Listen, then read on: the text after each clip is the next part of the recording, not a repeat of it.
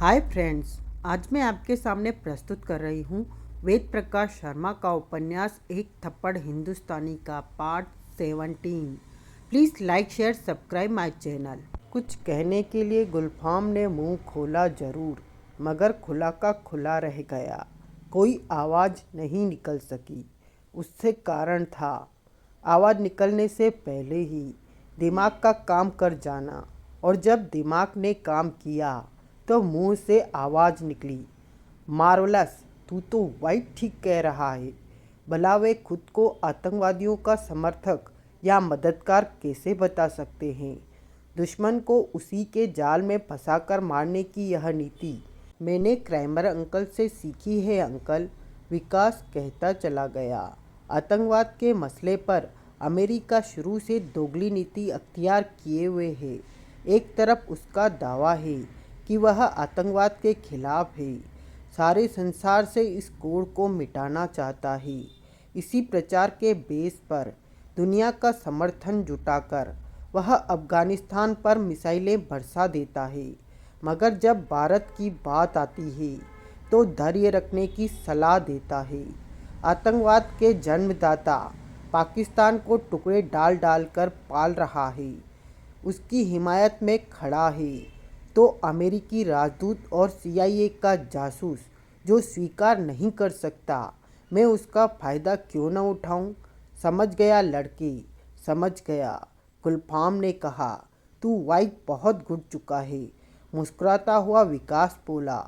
क्राइमर uncle जैसे गुरुओं ने गोटा है मुझे। रिसीवर कान से लगाए। जिम कार्बेट काफ़ी देर तक अपनी कुर्सी में फंसा पड़ा रहा। जैसी किर्र की आवाज़ रिसीवर से निकल रही थी, वैसी ही किर्र की आवाज़ वह अपने दिमाग में गूंजती महसूस कर रहा था।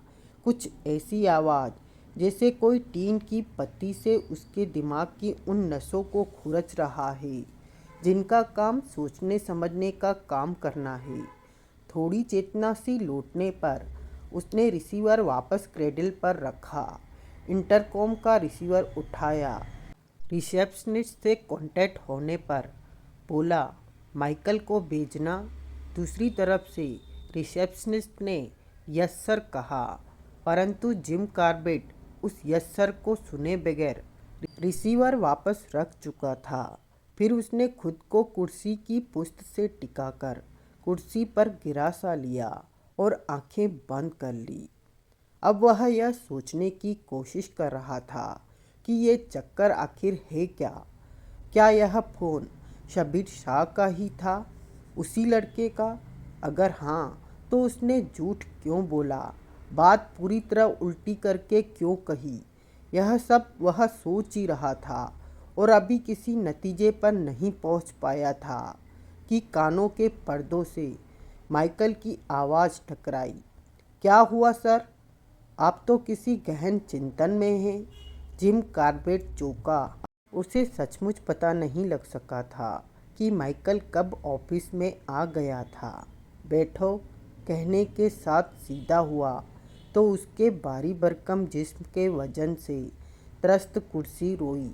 माइकल चमचमा रही कुर्सी के इस तरफ पड़ी 4 कुर्सियों में से एक पर बैठ गया। विषय चिंतन का भी है और चिंता का भी, जिम कार्बेट ने कहा। कुछ ही देर पहले मेरे पास एक फ़ोन आया। कहने के बाद जिम कार्बेट उसे सब कुछ बताता चला गया। सुनने के बाद खोपड़ी माइकल की भी घूम गई, और ऐसी घूमी कि तुरंत अपनी जेब से पैकेट लाइटर निकालकर एक सिगरेट सुलगाई। फूंक के साथ धुआं बाहर निकलने के बाद बोला, बड़ी अजीब बात है। अगर फ़ोन करने वाला वही लड़का यानी शब्बीर शाह ही है तो उसे वही कहना चाहिए था जो उसके साथ हुआ था। बात उलटनी तो हमें चाहिए थी, यानी जब वह कहता, हम लोगों ने इसलिए सुरक्षा बलों के हाथ लगने से पहले मार डालने की कोशिश की क्योंकि वह यह कह रहा था उसके परिवार को आतंकवादियों ने इंडियन आर्मी की वर्दी पहनकर ख़त्म कर दिया। तब हम कहते वह झूठ बोल रहा है। असलियत यह थी कि वह इंडियन आर्मी पर लांछन लगाने की कोशिश कर रहा था। इसलिए पहले हमने उसे सुरक्षा बलों के सुपुर्द करने की कोशिश की। जब वह फरार होने की कोशिश करने लगा तो खुद गोली चलाई। यही सब हमने उस रात उसके फरार होने के बाद सुरक्षा कर्मियों से कहा भी था, मगर यह पट्टा तो खुद ही यह कह रहा है जो हमें कहना चाहिए और झूठ कह रहा है। ये चक्कर क्या है? पहले तो हमें यह निर्धारित कर लेना चाहिए कि फ़ोन करने वाला वही लड़का है या कोई और है। क्यों होगा कोई और? मतलब कोई और भी तभी हो सकता है जब उसी ने किसी और को अपने साथ घटी घटना बताई हो, और जब बताई होगी तो वही बताई होगी जो घटना घटी थी। सवाल फिर वही उठता है, फ़ोन करता घटना को पूरी तरह उल्टेगा क्यों? हमारे फेवर की बात क्यों करेगा? नंगा करने की कोशिश क्यों नहीं करेगा हमें? यानी दुनिया के सामने यह साबित करने की कोशिश क्यों नहीं करेगा कि असल में हम आतंकवाद के पोषक हैं, इसलिए उसे मारने की कोशिश की।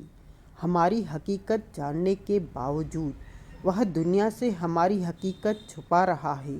क्यों? क्या कारण है? इसी सवाल ने तो मेरा दिमाग खराब कर रखा है। कुछ समझ में नहीं आ रहा। पेच कोई है तो ज़रूर, और यकीनन उस लड़के के पीछे भी कोई ज़रूर है। कम से कम वह लड़का तो ऐसा नहीं था जो बाद में इतना पेच डाल सके। यह काम तो किसी शातिर दिमाग का है, कोई बहुत ही बड़ा उद्देश्य है उसका। तो अब हम क्या करें? जिम कार्बेट ने पूछा। माइकल ने कहा, कर क्या सकते हैं? यह तो कह नहीं सकते लड़का झूठ बोल रहा है। असल में हम उसे इसलिए मार डालना चाहते थे क्योंकि वह आतंकवादियों की पोल खोल रहा था। यह भी नहीं कह सकते ऐसी कोई घटना कभी घटी ही नहीं थी। रिकॉर्ड मौजूद है, यही कहना पड़ेगा। हाँ, ऐसा हुआ था और हमें इस बात का कोई अफसोस नहीं है। बहरहाल आतंकवाद के कट्टर विरोधी हैं हम। फिर क्यों ऐसे शख्स को मारने की कोशिश न करते जो इंडियन आर्मी को बदनाम करने की कोशिश कर रहा था? और अगर हम इस फ़ोन को पी ही जाएं, यानी किसी से इस फ़ोन का जिक्र ही न करें, पर क्यों? ऐसा क्यों करें हम? क्या पता इसका प्रचार होने में ही उसका कोई लाभ हो। ऐसा हुआ भी तो हमारे जिक्र न करने से कुछ नहीं होगा। वह खुद मीडिया को अपने फ़ोन के बारे में बता देगा। उस अवस्था में एक यह सवाल और उठ खड़ा होगा कि हमने इस फ़ोन को पिया क्यों? वैसे भी लाभ हमें इन सबको प्रचार कर देने में ही है। फ़ौरन प्रेस कॉन्फ्रेंस बुलाई जानी चाहिए। मीडिया को बताया जाना चाहिए कि हम आतंकवाद के कितने ज़्यादा खिलाफ हैं, कि अब हमें मार डालने की धमकी दी जा रही है। इस मामले को तो हमें केश करना चाहिए, बार बार कहना चाहिए। हम अमेरिकी लोग ऐसी गीदड़ धमकियों की परवाह नहीं करते। हम आतंकवाद के खिलाफ थे, हैं और रहेंगे। क्या ये तुम्हारे ख्याल से सचमुच गीदड़ धमकी है? नहीं का क्या मतलब? धमकी में दम है का क्या कहना चाहते हो? इस घटना को 3 साल से कुछ ही कम दिन हुए हैं। इस बीच किसी ने कोई जिक्र नहीं किया। फ़ोन करने वाला खुद वही लड़का हो या कोई और, इससे कोई फ़र्क नहीं पड़ता। मुख्य बात तो ये है कि यह बात इतने दिन बाद उठी है तो किसी कारण से ही उठी होगी। कारण एक ही हो सकता है, सचमुच हमसे उस घटना का बदला लेने की कोशिश की जाएगी, और बदला लेने का इन लोगों का एक ही तरीका है, वही जो उसने फ़ोन पर कहा। हम इस धमकी को हल्के में नहीं ले सकते। जिम कार्बेट का चेहरा सफ़ेद पड़ता चला गया। उसके सफ़ेद पड़ते चेहरे को देखकर वह एकमात्र आँख जुगनू के मानिंद चमकने लगी जो की होल के जरिए इस कमरे के दृश्य को देख रही थी। कहो प्यारे, गुप्त भवन में दाखिल होते ही विजय ने कहा, क्यों सुबह सुबह पीते डिले किए गए हमारे? आप शायद सो रही थी। संभावना व्यक्त करते वक्त ब्लैक बॉय के होठों पर मुस्कान थी। सो ही नहीं रहे थे प्यारे, बल्कि सपने देख रही थी। अनारकली के मेज के इस तरफ पड़ी कुर्सियों में से एक पर बैठते हुए विजय ने कहा, कभी वह ताजमहल के इस गेट से घुसकर उस गेट से निकल जाती, कभी उस गेट से घुसकर इस गेट से छका रही थी, हमें छुआ छुआई खेल रही थी। हंस पड़ा ब्लैक बॉय, बोला, आप भी सर, बस आप ही रहे। कहाँ अनारकली, कहाँ ताजमहल और कहाँ आप? भला क्या तालमेल हुआ तीनों का? आपको ताजमहल में ही छुआ छुआई खेलनी थी तो मुमताज़ के साथ खेलनी चाहिए थी। तुम बूढ़े हो चुके हो प्यारे, इश्क मोहब्बत की बातें अब तुम्हारी समझ में नहीं आएंगी, इसलिए सपने की बात को लात ही मार देते हो। किस्सा ये है, तुम तो जानते ही हो, दुनिया में अगर हमें सबसे प्यारी कोई चीज़ है तो वो है चादर तान कर सोना। वही कर रहे थे कि तुम्हारा फ़ोन पहुंच गया। हुक्म हुआ, आप फौरन गुप्त भवन पहुँचे सर। तो लो पहुंच गए, मगर बिनबिनाए हुए हैं। जल्दी बको, सुबह सुबह क्यों तलब किया गया है? आपके लिए एक बहुत ही महत्वपूर्ण केस है। जवाब में विजय ने इस तरह घूर कर ब्लैक बॉय को देखा जैसे उसने दुनिया की सबसे नाजायज़ बात कह दी हो। बोला, दुनिया के हर केस का ठेका क्या विजय दी ग्रेट ने ही ले रखा है? मैं इसमें क्या कर सकता हूँ सर? खुद गृह मंत्री ने आपका नाम लेकर कहा कि यह मामला उसी के सुपुर्द किया जाए। तुमने कहा नहीं? विजय दी ग्रेट आजकल ऑपरेशन दिलजले पर लगे हुए हैं। उसके बारे में भी रिपोर्ट मांग रहे थे तो दे देते, बता देते उन्हें कि जब तक मुझे यानी तुम और तुला राशि जैसे जयचंद देश में हैं तब तक विजय दी ग्रेट अगर 1000 बार भी दिलजले का पता लगा लेंगे तो वह हर बार इसी तरह फुर होता रहेगा। पहली बात यह है कि अगर तुमने टंगड़ी न अड़ाई होती तो वह यहीं से नहीं निकल सकता था। उसके बाद तुला राशि, साले को 2-2 चांस दिए, मगर खैर छोड़ो प्यारे, सब साले बेवफा हैं, इसलिए इस बार हम खुद को चांस देंगे, यानी खुद ही घेरेंगे दिलजले को। तब देखेंगे साला कैसे चकमा देकर निकलता है। मेरे ख्याल से हमें नए केस के बारे में बात करनी चाहिए सर। करो। आपने जिम कार्बेट और माइकल आर्मस्ट्रॉन्ग का नाम तो सुना ही होगा। नाम तो सुन लिया है प्यारे, और यह भी सुन लिया है कि वो किसी शबीर शाह नाम के लड़के की दार पर हैं। सारे शहर में, सारे देश में, बल्कि सारे संसार में आजकल यही चर्चा है। सारे अखबार शबीर शाह द्वारा उन्हें दी गई धमकी से अटे पड़े हैं। न्यूज़ चैनल को तो जैसे बुखार ही चढ़ गया है। बार बार बताया जा रहा है कि यह शबीर शाह वही है जो 3.25 साल पहले कश्मीर में जिम कार्बेट और माइकल से मिला था। इंडियन आर्मी को बदनाम करना चाहता था। जिम और माइकल ने उसे सुरक्षा बलों के हवाले करने की कोशिश की, मगर वह भाग निकला और अब वह जिम और माइकल को उनकी उसी करतूत की सज़ा देना चाहता है और आपको उसे कामयाब नहीं होने देना है। मतलब आपको खुद समझ जाना चाहिए कि इस मसले को कितनी तरजीह दी जा रही है। बात हमारी समझ से पूरी तरह से बाहर है प्यारे। यह शबीर शाह साला अजीब कैरेक्टर लग रहा है। जिम और माइकल को दार पर रखने से पहले उसे सुरक्षा बलों के उन लोगों को निशाना बनाना चाहिए था जिन्होंने कथित रूप से उस पर और उसके परिवार पर जातियाँ की। उन्हें छोड़कर या उन्हें भूलकर सीधा जिम और माइकल को भूलने के चक्कर में है। अरे भैया, ये तो बात के प्यादे हैं। पहले तो उन्हें भुगत जो तेरी बर्बादी के लिए सीधे सीधे जिम्मेदार है। मेरी अगली इन्फॉर्मेशन आपको और भी ज़्यादा उलझा देगी। ऐसा क्या छुपा रखा है तुमने अपने मुंह में?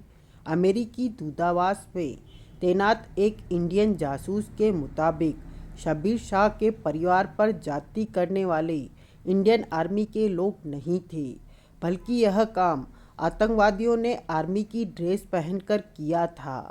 यह बात शब्बीर शाह को मालूम थी और 3.25 साल पहले उस रात को शब्बीर शाह ने जिम और माइकल से यही कहा था। जिम और माइकल ने उसे वही का वही मार देने की कोशिश इसलिए की क्योंकि वह आतंकवादियों की पोल खोल सकता था। ये क्या बात हुई मियाँ? इसका मतलब तो ये हुआ उन्हें आतंकवादियों से सहानुभूति थी। मैं नहीं समझता सर कि आप इस बात को नहीं समझते होंगे कि अमेरिकी हमारे साथ किस किस्म का डबल गेम खेल रहे हैं।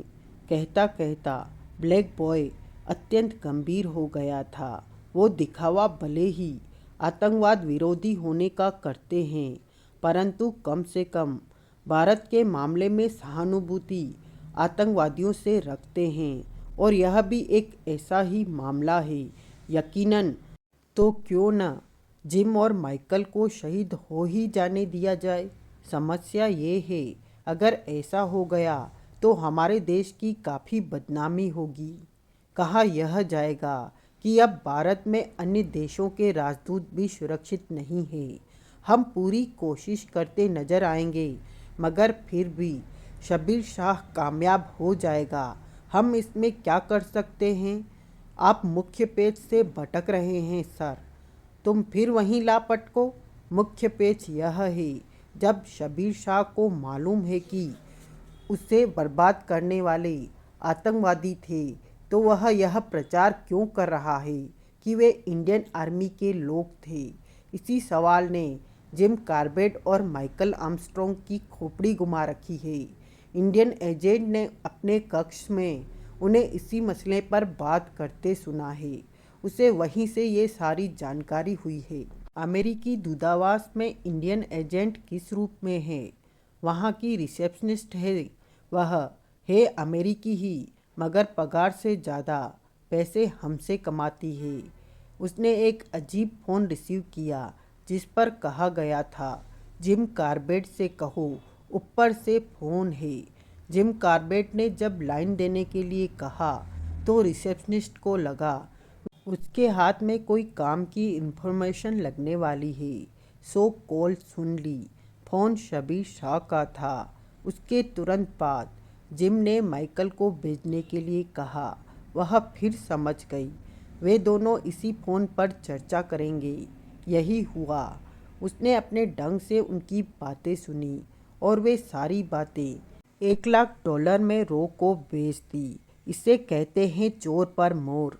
मगर प्यारे, इन सब बातों को निचोड़ तो ये निकला कि शब्बीर शाह नाम की यह वस्तु उतनी सीधी सादी नहीं है जितना कश्मीर के एक साधारण लड़के को होना चाहिए। वही तो सर, यही तो कहना चाहता हूँ मैं। आखिर क्यों वह खुद को इंडियन आर्मी का सताया हुआ बता रहा है? हमारी बुद्धि तो यह कहती है प्यारे कि यह शख्स आतंकवादी है नहीं, मगर खुद को आतंकवादी दर्शाना चाहता है। भला ऐसा कोई क्यों करेगा? बड़ी सीधी बात है। कोई भी शख्स ऐसा तब करेगा जब उसका उद्देश्य आतंकवादियों की सहानुभूति अर्जित करना होगा। उनके दिमाग में यह बैठाना होगा कि मैं तुम्हारी तरह ही एक जिहादी हूँ। ब्लैक बॉय को कहने के लिए कुछ नहीं सूझा। ऐसा कोई किन परिस्थितियों में करेगा? विजय बड़बड़ाकर मानो खुद से ही कह रहा था, केवल तब जब उनका इरादा किसी आतंकवादी संगठन में घुसने का हो। मगर किसी आतंकवादी संगठन में घुसपैठ करने के पीछे उसका क्या मकसद हो सकता है? क्या मकसद हो सकता है? बार बार यही कहता, विजय अचानक उछल पड़ा। वो मारा साले पापड़ वाले को। जवाब मिल गया काले लड़के, जवाब मिल गया, और यह जवाब हमारे पहले जवाब का भी है।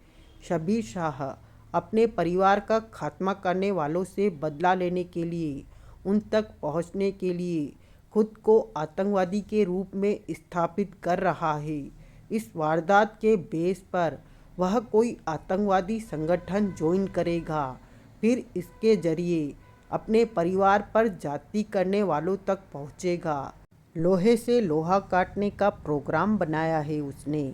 इसका मतलब तो यह हुआ सर, वह आतंकवादी नहीं बल्कि एक देशभक्त लड़का है, इसमें कोई शक नहीं। खुद को आतंकवादी साबित करने के लिए भी उसने उन्हें ही चुना जिनके बारे में उसे मालूम है कि वे आतंकवादियों के मददगार हैं। वह यह भी समझता है कि ये लोग मजबूर हैं, सार्वजनिक रूप से किसी को सच्चाई नहीं बता सकते। बड़ी ही खूबसूरती से शब्बीर शाह ने इनकी मजबूरी का फ़ायदा उठाने का प्लान बनाया है। एक बार फिर यही साबित होता है प्यारे काले लड़के कि शब्बीर शाह कोई टूटी हुई चीज़ है। इसकी जन्म कुंडली निकलवा सकते हो क्या? निकलवा चुका हूँ अम्मा। तुम तो पीटी उषा से भी तेज दौड़ने लगे प्यारे। मैं पहले ही समझ गया था इस लड़के की जन्म कुंडली की जरूरत पड़ेगी। मुस्कुराते हुए ब्लैक बॉय ने कहा, यह श्रीनगर के नज़दीक बालाघाट गांव का रहने वाला है। सभी गांव वालों के मुताबिक सुरक्षा बलों ने इसके माँ बाप की हत्या की और बहन से रेप किया। श्रीनगर स्थित सीक्रेट सर्विस से एक जूनियर एजेंट को कल रात मैंने बालाघाट जाकर पूछताछ करने और विशेष रूप से यह पता लगाने के लिए निर्देश दिए थे कि शब्बीर शाह का राजनगर से क्या संबंध हो सकता है। आज सुबह ही सूरज निकलने से पहले उसकी रिपोर्ट आ गई। रिपोर्ट के मुताबिक पड़ोसियों ने बताया है कि राजनगर में तो शब्बीर शाह के पड़ोस में रहने वाला एक हिंदू परिवार जाकर बसा है। शब्बीर शाह का सीधा राजनगर से कोई संबंध नहीं रहा। हाँ, उस हिंदू परिवार के और शब्बीर के परिवार के संबंध बहुत अच्छे थे। हिंदू परिवार के मुखिया ने राजनगर में सेटल होने के बाद शब्बीर के पिता को ही सूचना दी थी और अपना एड्रेस भी नोट कराया था। क्या वह एड्रेस हमारे पास है? ये रहा। मैंने जूनियर एजेंट से पूछकर नोट कर लिया था, कहने के साथ ब्लैक बॉय ने एक कागज़ निकालकर उसके सामने रख दिया। कागज़ पर लिखे एड्रेस को पढ़ते ही विजय चौंक पड़ा। मुंह से निकला, अरे यह तो अपने गुलफाम प्यारे का इलाका है।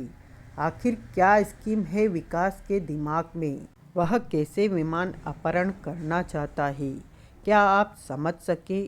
क्या आप विकास की योजना की रूपरेखा तैयार कर सकते हैं?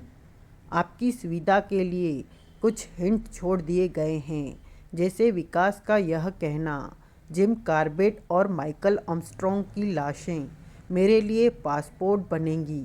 क्या आप अनुमान लगा सकते हैं कि ऐसा चमत्कार वह कैसे करके दिखाएगा? कैसे लाशों को पासपोर्ट बनाकर यूज़ किया जा सकता है? और फिर यह बात तो बहुत दूर की है। सबसे पहली बात तो यह है कि क्या विकास अपनी धमकी पूरी कर सका? अर्थात क्या सचमुच जिम कॉर्बेट और माइकल आर्मस्ट्रॉन्ग को मार सका वह?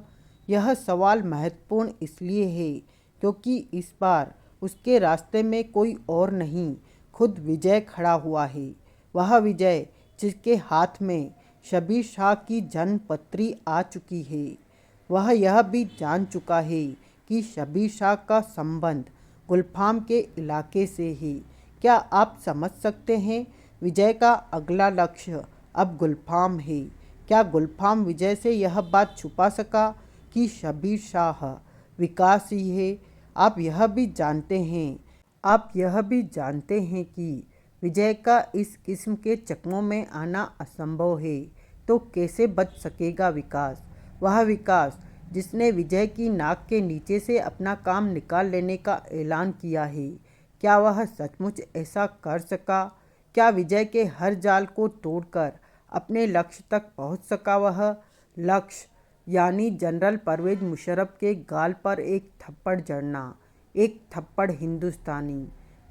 और आप यह भी जानते हैं, अगर उसने यह थप्पड़ जड़ दिया तो सीक्रेट सर्विस से विकास की बर्खास्तगी पक्की है। बर्खास्तगी का मतलब है विकास का खात्मा। खत्म विकास हो नहीं सकता और ऐसा भी नहीं हो सकता कि वह अपना कौल पूरा न कर सके। तो कौल पूरा करने के बावजूद वह बर्खास्तगी से कैसे बच सका? रास्ता एक ही है, यह कि थप्पड़ जड़ने के बावजूद वह पाक साफ साबित हो। जी हाँ, यही नाम है उस उपन्यास का जिसमें आपको उक्त सभी सवालों के जवाब मिलेंगे। पाक साफ एक और मतलब भी है इस नाम का। पाक पाकिस्तान का संक्षिप्त नाम है और साफ का मतलब तो आप जानते ही हैं। तो पाकिस्तान क्या वाइक साफ हो जाना चाहिए? वहाँ पहुंचकर विकास ने कैसी सफाई की और फिर कैसे खुद को पाक साफ साबित किया, जानने के लिए पढ़ें पाक साफ। एक अहम सवाल जो आपके दिमाग में चकरा रहा होगा, बीच में नुसरत तुगलक का एक सीन दिया गया था। क्या मतलब था उस सीन का? वे कर क्या रहे हैं? अगर मैंने फिर यह लिखा कि इस सवाल का जवाब भी पाक साफ ही देगा तो मैं जानता हूँ झुंझलाकर आप इस उपन्यास को फेंक देंगे, इसलिए ऐसा नहीं कर रहा। नुसरत तुगलक का दूसरा सीन पाक साफ से चुराकर मैं यहाँ दे रहा हूँ। मुझे पूरा विश्वास है इस सीन को पढ़कर आप रोमांचित हो उठेंगे, दिमाग घूम जाएगा आपका। तो मुलाहिजा फरमाइए। नुसरत भैया, हाँ तुगलक बहन, ये साला हो क्या रहा है? क्या हो रहा है? इस कमरे में 4 हस्तियाँ बैठी हैं, हम, तुम, बकरा और चीफ ISI। कोई नई बात बता यार, यह बात तो मुझे कई सदियों से पता है। मैंने सुना है अगर 4 औरतें कमरे में बैठी हो तो वे चुप नहीं रह सकती। फिर यहाँ ये चमत्कार कैसे हो रहा है? औरत होगा तू, तेरा खानदान, पूरा पाकिस्तान, मगर ISI के चीफ साहब बैठे हैं यहाँ। ये औरत नहीं हो सकती। मुकम्मल पाकिस्तान से भी ऊपर की वस्तु है ये। इनके जासूसों ने पूरी धरती को इस तरह हिला रखा है जैसे रामायण वाले हनुमान जी ने अशोक वाटिका के पेड़ हिला डाले थे। अजी ठेंगा, भला हनुमान जी से क्या मुकाबला हुआ इनका? वो थे, ये हैं। ना पिद्दी है ना पिद्दी का शोरबा। माना कि इंडिया में जिस चीज़ पर ISI की मोहर लग जाती है उसे उम्दा क्वालिटी का माना जाता है। अब उसकी चीटिंग करके अगर इन्होंने अपनी कंपनी का नाम ISI रख लिया है तो क्या इसी से इनकी कंपनी उम्दा क्वालिटी की हो जाती है? नहीं, ये साले चाहे जो नाम रख ले, लीचड़ है, लीचड़ के लीचड़ ही रहेंगे। अबे ये क्या बके चला जा रहा है तू? तुगलक ने बौखला कर कहा। सामने ही बैठे हैं चीफ साहब, इनके खून में उबाल आ गया तो? वो खून नहीं, RDX है। यहाँ से मीलों दूर बैठा तेरा खानदान तक उड़ जाएगा, बल्कि जहन्नुम में मटर गश्ती कर रहे तेरे पुरखों तक के टुकड़े बिखर जाएंगे वहाँ की सड़कों पर। छोड़ो तुगलक बहन, जब इनके खून में अब तक उबाल नहीं आया तो अब क्या आएगा? होली वाला लाल रंग बह रहा है इनकी रगों में। बैक्टीरिया साले सारे मर चुके हैं। तू बोल रहा था ये औरत नहीं है। ठीक कहा था तूने। सारा पाकिस्तान भी अगर औरत है तो ये औरत नहीं है। हिजड़े हैं हिजड़े, न इधर के हैं न उधर के। अबे हद ही कर रहा है तू तो। कहने के बाद वह चीफ की तरफ पलटा, बोला, चीफ साहब देख रहे हैं आप इसे? साले पजामे से ही बाहर हुआ जा रहा है। अब नहीं झेल रहा मुझ पर। पता नहीं आप कैसे झेल रहे हैं। गजब की बर्दाश्त है आपकी। इतनी बात कोई मुझसे कह देता तो साले की टिक्का बोटी अलग अलग कर दूं। यही बकरा भी ठीक यही करना चाहता था। वह सोच रहा था, पता नहीं चीफ इन दोनों को कैसे बर्दाश्त कर रहे हैं। वह भी इतनी देर से। 2 मिनट तो झेला ही नहीं जा सकता था इन्हें। कोई लिमिट नहीं थी। कमबख्तों के मुंह में जो आता था बकते चले जाते थे, यह तक नहीं देखते थे सामने बैठी हस्ती है कितनी बड़ी। उसने भी जब नुसरत के साथ चमचमा रही मेज के उस तरफ रिवॉल्विंग चेयर पर बैठे आईएसआई के चीफ को देखा तो हैरान रह गया। हैरान इसलिए रह जाना पड़ा क्योंकि उनके पतले और गुलाबी होठों पर अब भी बहुत ही आकर्षक मुस्कान थिरक रही थी। जरा भी तो उत्तेजित नहीं थे वे। ऊंची पुस्तका वाली चेयर पर अपनी पीठ और सिर डाले निश्चिंतता के साथ यूं मुस्कुरा रहे थे जैसे इनका कोई लफ्ज उन्हें सुनाई ही ना दे रहा हो। जब नुसरत की बातों के जवाब में भी उन्होंने कुछ नहीं कहा, केवल मुस्कुराते रहे, तो वह बगल में बैठे तुगलक से बोला, साउंड प्रूफ कमरा देखा है तूने? देखा है। बुलेट प्रूफ जैकेट देखी है। वाटर प्रूफ घड़ी देखी है। गालियाँ प्रूफ आदमी नहीं देखा। आज देख ले, ये रहे।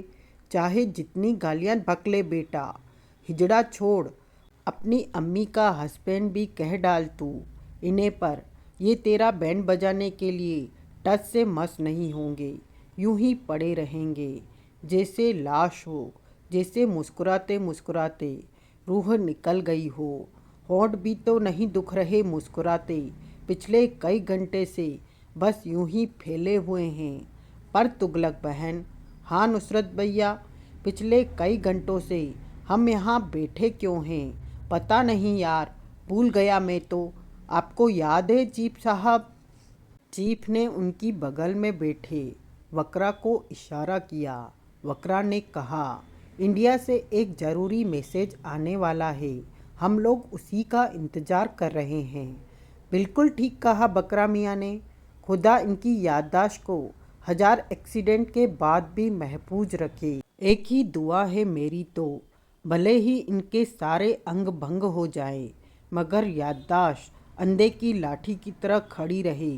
सच्ची सच्ची हम इंडिया से आने वाले मैसेज का इंतज़ार कर रहे थे, बल्कि उन बीजों से निकलने वाली फसल के बारे में सुनना चाहते थे जो इंडिया के खेत में पिछले दिनों बोए थे। देखना यही है, फसल लहराती हुई निकलती है या पाला मार रखा है। तभी मेज पर रखा छोटा सा ट्रांसमीटर पिक पिक की आवाज़ करने लगा। चीप सीधा हुआ, वक्रा का भी सारा जिस्म तन गया। लो मियाँ, नुसरत ने कहा, आ गया मैसेज, करो रिसीव। पहले आप, तुगलक ने लखनवी नजाकत के साथ कहा। नुसरत पीछे क्यों रहता, उसने भी उसी अंदाज में कहा, पहले आप, पहले आप। पिक पिक की आवाज़ गूंजती रही। वे पहले आप करते रहे। नुसरत ने कहा, लेडीज़ फर्स्ट। तुगलक ने जब तब भी कॉल रिसीव नहीं की तो चीफ ने हाथ बढ़ाकर ट्रांसमीटर ऑन किया। माइक उठाया ही था कि नुसरत ने झपट कर छीन लिया। कहा, ये क्या हिमाकत है चीफ मियाँ, दो शरीफ आदमी एक दूसरे को रिगार्ड कर रहे हैं और आप हैं कि दाल बात में मुसलचन बनकर कूद पड़े। बीज हमने बोए थे या तुमने? हेलो हेलो, दूसरी तरफ से लगातार कहा जा रहा था। माइक नुसरत के हाथ में था। मुंह तुगलक उसके नज़दीक ले जाकर बोला, अबे यहाँ तो पहले से पूरा पाकिस्तान हिला पड़ा है, हमें भी हिला देगा तो जमेगा कौन? कौन रोकेगा जनरल परवेज साहब के गाल पर पड़ने वाले तमाचे को? सुप्रीमो बोल रहा हूँ सर, दूसरी तरफ से आवाज़ उभरी। सुप्रीमो होगा तू अपने घर का, हमारा तो चमचा है। बोल, रगड़ जीप को। कमाल हो गया सर, आपका अनुमान एकदम ठीक निकला। उसने यह पता लगते ही कि सराय में ठहरे आतंकवादी विमान अपहरण करने के चक्कर में हैं, ठीक वही प्लान बना लिया जिसकी आपने संभावना व्यक्त की थी।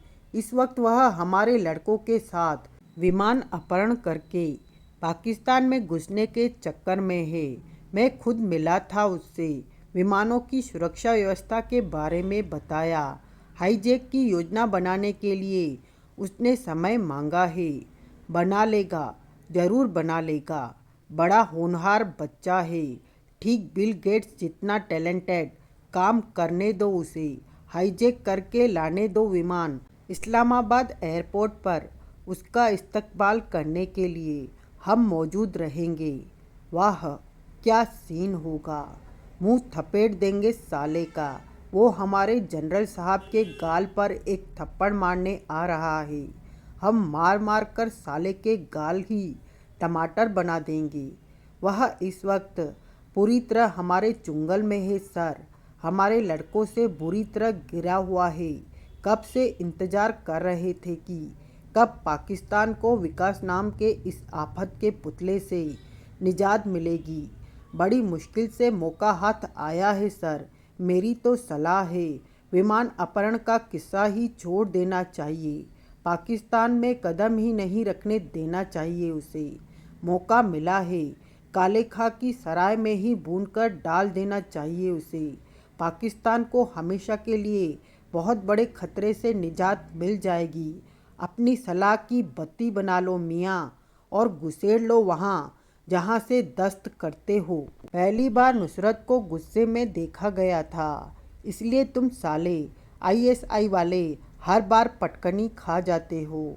इस बार कमान हमारे हाथ में है, हमारे गणित से काम होने दो। अपनी खोपड़ी के गधे मत दौड़ाओ, बस वह करते रहो जो हम कहें। जी। दूसरी तरफ से बोलने वाला सुप्रीमो सकपका गया। मैं तो केवल इसलिए कह रहा था, हाथ आया मौका कहीं निकल न जाए। सुरक्षा व्यवस्थाओं पर गौर किया जाए तो विमान अपहरण करना नामुमकिन की हद तक कठिन है। वह अगर पाकिस्तान पहुंचा ही नहीं तो वह पहुंचेगा सरकार, तुम्हें नहीं मालूम, हमें मालूम है कि वह ब्रिलियंट है। तुगलक ने कहा, विजय फिजय सबको दत्ता बता देगा। वह सारी सुरक्षा व्यवस्थाओं को अपने ठेंगे पर रख लेगा, पर पाकिस्तान में आएगा ज़रूर। बस इतना बता दो। सनवर लियाकत और अस्कर को तो नहीं बताया कि वह विकास है? नहीं, बताना भी मत। वे उसे शबीर शाह ही समझते रहें। जो जिस तरह चल रहा है चलने दो।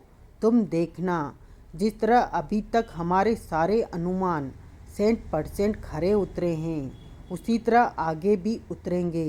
कहने के बाद तुगलक ने संबंध विच्छेद कर दिया और नुसरत की तरफ पलटकर बोला, गुस्सा थूक दो नुसरत मियाँ।